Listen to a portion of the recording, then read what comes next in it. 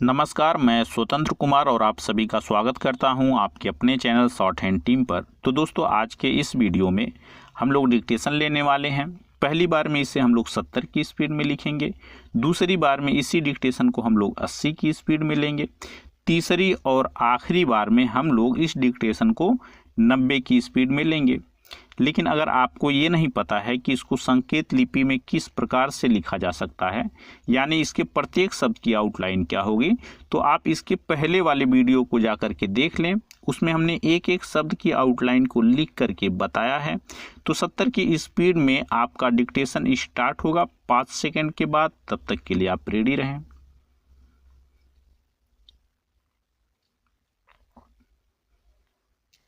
Start. अंग्रेजों की फूट डालो, राज करो की नीति ने मुस्लिम लीग के जन्म में मदद दी। राष्ट्रीय नेतृत्व ने सोचा कि आज़ादी के आंदोलन में मुसलमानों और दूसरे धर्मावलंबियों का सहयोग आवश्यक है और बस शायद इसीलिए तुष्टीकरण की नीति का शुभारंभ हुआ। गांधी और दूसरे नेताओं ने कोशिश की कि धर्मनिरपेक्ष नेताओं के विरोध में कट्टरपंथियों का वोट उन्हें मिलेगा।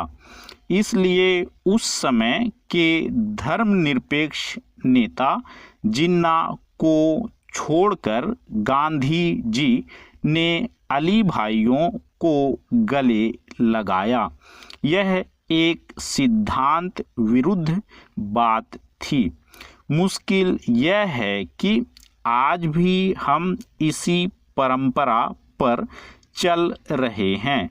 सरदार पटेल और डॉक्टर राजेंद्र प्रसाद का सोमनाथ के पुनर्निर्माण के समय सक्रिय भाग लेना इसी परंपरा का निर्वाह था। इसी परंपरा को बनाए हुए हैं महाराष्ट्र की सरकार। जब वह हिंदुओं को धार्मिक स्थलों के लिए दान की घोषणा करती है। आज भी इन स्थलों के पुनर्निर्माण का कार्य वे लोग ही कर सकते हैं जिन्हें धर्मनिरपेक्षता और हमारी सांस्कृतिक परंपरा पर पूरा भरोसा है। लेकिन एक साधारण टैक्स देने वाला इन मुद्दों के लिए कष्ट क्यों पाए? एक धर्मनिरपेक्ष राज्य में ऐसा बोझ क्यों डाले जाएं किसी पर? दूसरी तरफ इन गड़बड़ियों के पीछे यह भी एक कारण है कि सभी धर्मावलंबियों के लिए एक से सामाजिक कानून कायदे नहीं हैं। स्टॉप। दोस्तों, इसी डिक्टेशन को दूसरी बार में हम लोग 80 की स्पीड में लेंगे और आपका समय स्टार्ट होगा 5 सेकंड के बाद। तब तक के लिए आप रेडी रहें।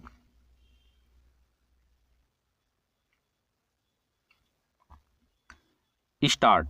अंग्रेजों की फूट डालो, राज करो की नीति ने मुस्लिम लीग के जन्म में मदद दी। राष्ट्रीय नेतृत्व ने सोचा कि आज़ादी के आंदोलन में मुसलमानों और दूसरे धर्मावलंबियों का सहयोग आवश्यक है और बस शायद इसीलिए तुष्टीकरण की नीति का शुभारंभ हुआ। गांधी और दूसरे नेताओं ने कोशिश की कि धर्मनिरपेक्ष नेताओं के विरोध में कट्टरपंथियों का वोट उन्हें मिलेगा।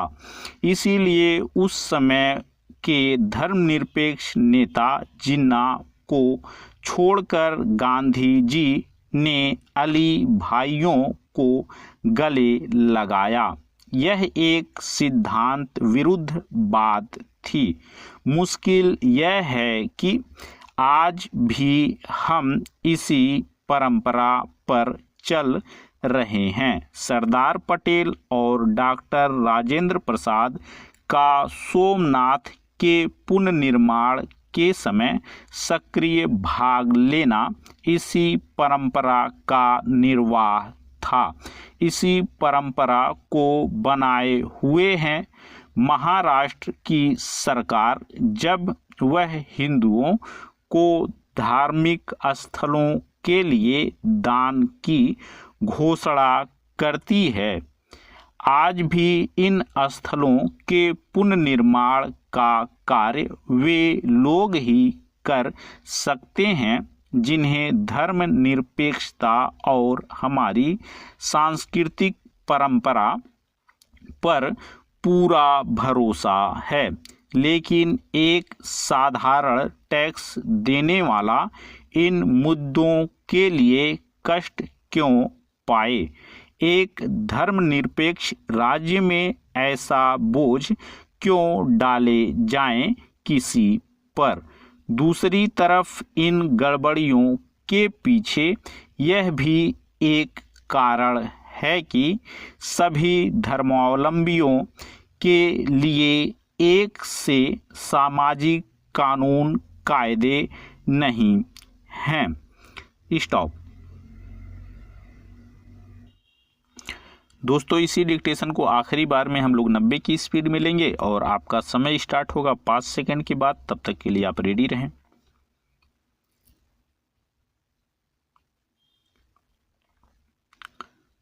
स्टार्ट। अंग्रेजों की फूट डालो राज करो की नीति ने मुस्लिम लीग के जन्म में मदद दी।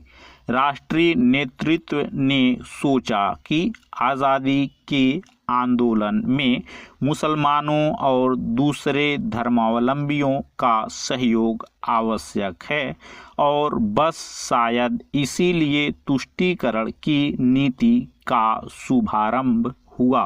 गांधी और दूसरे नेताओं ने कोशिश की कि धर्मनिरपेक्ष नेताओं के विरोध में कट्टरपंथियों का वोट उन्हें मिलेगा। इसलिए उस समय के धर्मनिरपेक्ष नेता जिन्ना को छोड़कर गांधी जी ने अली भाइयों को गले लगाया। यह एक सिद्धांत विरुद्ध बात थी। मुश्किल यह है कि आज भी हम इसी परंपरा पर चल रहे हैं। सरदार पटेल और डॉक्टर राजेंद्र प्रसाद का सोमनाथ के पुनर्निर्माण के समय सक्रिय भाग लेना इसी परंपरा का निर्वाह था। इसी परंपरा को बनाए हुए हैं महाराष्ट्र की सरकार। जब वह हिंदुओं को धार्मिक स्थलों के लिए दान की घोषणा करती है। आज भी इन स्थलों के पुनर्निर्माण का कार्य वे लोग ही कर सकते हैं जिन्हें धर्मनिरपेक्षता और हमारी सांस्कृतिक परंपरा पर पूरा भरोसा है।